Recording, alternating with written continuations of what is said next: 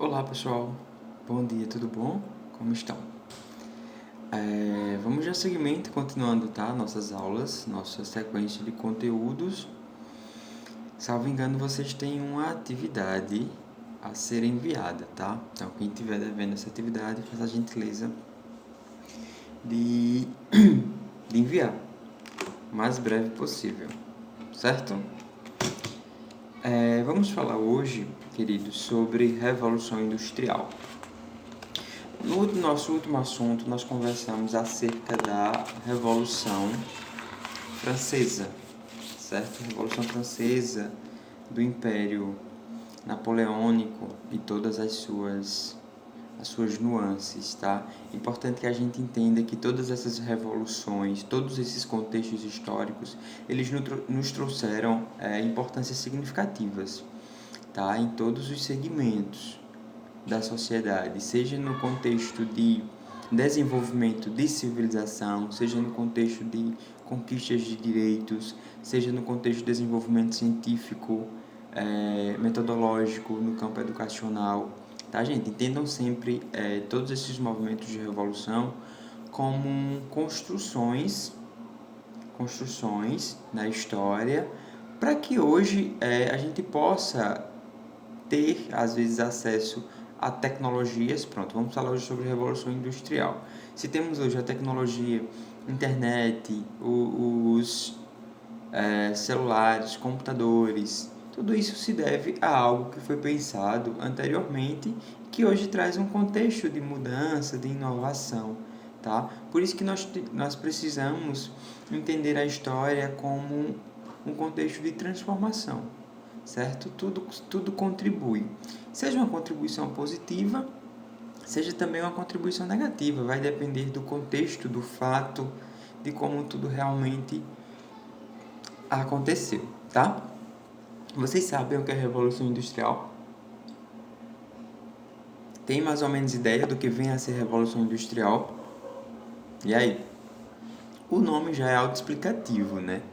Se pararmos para refletir, se eu estou falando de revolução, significa que é uma mudança, tá? Uma revolução, algo de mudança significativa.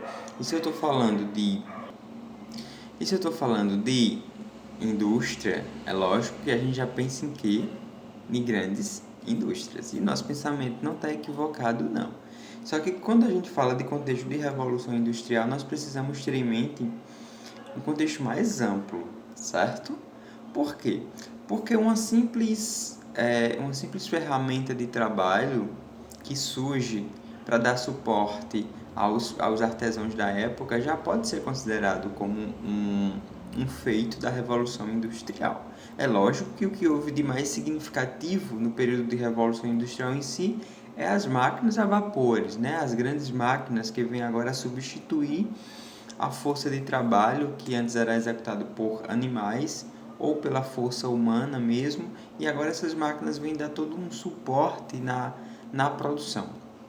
Tá, queridos? No século XVIII, uma série de fatores econômicos, políticos, sociais e científicos possibilitou, na verdade, que a Inglaterra iniciasse um processo que mudaria a sua organização de trabalho e também mudaria o mundo todo, que é a chamada Revolução Industrial. Tá? Transformou rapidamente a economia e principalmente o modo de vida das pessoas. Como eu disse a vocês, toda mudança ela traz uma certa repercussão para a sociedade como um todo.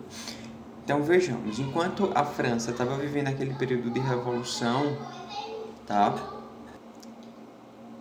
Enquanto a França estava vivendo aquele momento de revolução, de mudança, de organização política e econômica, tá? A Revolução Francesa, como bem conversamos sobre ela. Agora a Inglaterra estava trazendo uma nova revolução para a história, que era justamente a Revolução Industrial, que vai impactar de forma extraordinária toda a forma de produção, logo toda a economia, todo o mercado produtivo, tá, queridos? Lembrando que no final do século XVIII, enquanto a Revolução pela Liberdade e Igualdade acontecia lá na França, a Inglaterra estava lutando e trazendo a Revolução Industrial que transformava a vida dos ingleses. Nas formas de Novas formas de energia, particularmente a vapor, substituíam a força animal e os músculos humanos. Descobriram maneiras, na verdade, melhores de obtenção e utilização de matérias-primas. Implantou-se uma nova forma de organização, a produção dos trabalhadores, que era a fábrica. Então, no século XIX, a tecnologia avança com um ímpeto sem precedentes na história humana. Nós tínhamos, como é que acontecia, na verdade, a produção, por exemplo, de uma roupa, de uma camisa, de uma calça. Era tudo, queridos, através de manufaturas, tá? Aquele trabalho feito por artesãos, de fato, certo? Que construíam tudo de forma muito manual. Muito manual não, de forma realmente manual. Então, quando começa, na verdade, a haver um crescente desenvolvimento de comércio, surgimento, na verdade, do comércio, essas manufaturas elas precisam aumentar para dar conta, na verdade, de toda aquela necessidade que a sociedade agora buscava. Então, antes, se as produções de roupas ficavam a cargo de uma determinada cooperativa, essa cooperativa, é claro que com o avanço ela começa a não dar conta. Então, no contexto da Idade Média, as pessoas nas próprias residências começam também a produzir, pela necessidade econômica e também para atender aquele mercado.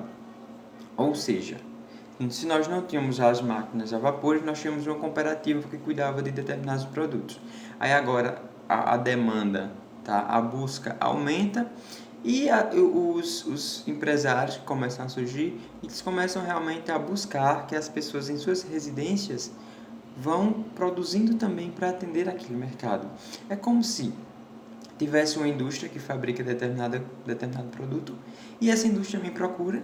Olha, moço, você está em casa, então você não quer não trabalhar fornecendo determinado produto. Então eu ia trabalhar, digamos, na confecção de mangas, das camisas. Outra pessoa trabalhava na construção de golas. Até que, na verdade, chegava o momento de construir toda a peça. Então é assim que as coisas vão surgindo, tá? É lógico que não é num passo de mágica. Como eu disse a vocês, toda mudança histórica ela demanda determinado tempo para acontecer, mas vai acontecendo de forma continuada e é muito interessante a gente observar. Então, o que acontece? Nesse sistema, o artesão trabalhava em casa, tá? Auxiliado pela família e produzia a encomenda do empresário, que ele fornecia a matéria-prima e combinava a realização de determinada tarefa em troca de um dado pagamento. Cada artesão ficava encarregado de uma tarefa específica, como eu já falei para vocês, no processo de produção, deixando de ter o domínio integral da fabricação. Por quê? Porque eu, o Juscelio, ia trabalhar apenas confeccionando as mangas, tá? Outra pessoa trabalharia nas golas, outro na parte frontal da camisa, e assim sucessivamente. Então, eu não tinha noção de toda a produção. É lógico que se eu só trabalhava fabricando as mangas, eu só tinha noção das mangas. Deixava de ter o domínio integral dessa fabricação dos artigos manufaturados. A crescente dependência, na verdade, dos artesãos com relação ao capital de empresários e a necessidade de produzir em larga escala levaram gradualmente ao agrupamento dos trabalhadores em oficinas de propriedade dos empresários. É aí que começa a nascer, na verdade, as indústrias. Ou seja, agora, só a minha produção em casa não estava dando conta. Então, o empregador, o empresário, ele decide trazer essas pessoas que antes trabalhavam nas suas casas e vão trabalhar todas num determinado local, que eram as oficinas dos empresários. Então, vejam como é que começa a nascer todo esse contexto de indústrias, de fábricas, tá? De comércio, na verdade. Então, quais foram os principais recursos tecnológicos? Nós temos aqui na página do livro de vocês algumas máquinas que surgiram. Então, na segunda metade do século XVIII foram introduzidas importantes inovações tecnológicas, na Inglaterra, claro, que é dela que estamos falando, como a máquina de fiar, tá? Que é uma máquina muito comum que a gente vê às vezes em filme, aquela máquina de fiar que eu acho que tem no filme da Bela Adormecida. Lembra que ela espeta o dedo numa máquina de fiar e ela vai dormir e tudo mais. Então surge aí a máquina de fiar, certo, queridos? A máquina a vapor e o tear mecânico. Tudo isso para trabalhar na fabricação de tecido, de roupa, que é todo o aparato que a princípio são as primeiras tecnologias que começam a surgir. Então observem aí no livro de vocês essas máquinas, tá? Elas trazem todo esse contexto. Então vejam que a princípio nós tínhamos aqui um a vapor e as outras não. No entanto, tudo é inovação tecnológica. Então tudo isso entra no rol de revolução industrial, porque é uma revolução para a indústria, entendem?